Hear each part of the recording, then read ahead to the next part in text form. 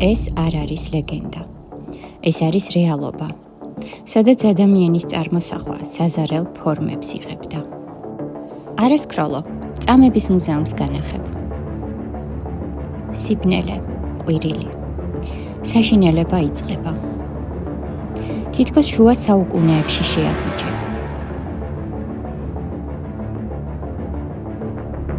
ეს დამნაშავი სკამია. მსხვერპლი მასზე საათობით იჯდა.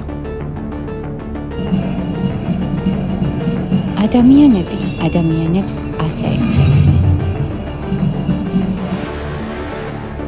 ეს რკინის ქალწულია, საშინელი წამების სიმბოლო. რკინის კაბინეტი შიგნიდან ლურსმნებით, რომელიც მსხვერპლს შიგნით ჩასმისას სერიოზულ დაზიანებებს აყენებდა.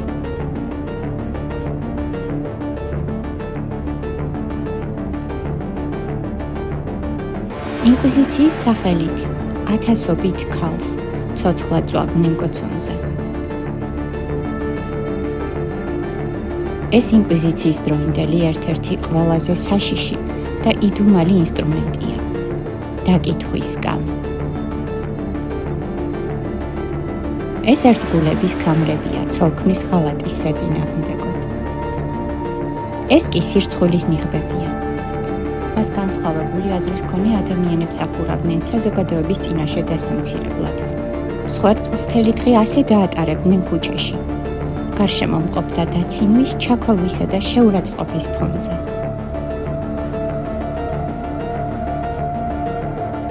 ეს მუზეუმი გვახსენებს, თუ რამდენად შორს შეიძლება წავიდეს ადამიანი ძალაუფლების გამოყენებისას.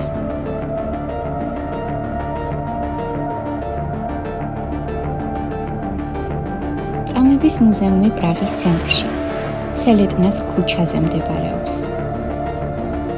400 კვადრატულ მეტრზე განთავსებულია 100-ზე მეტი ექსპონატი და ათობით ისტორიული გრავიურა.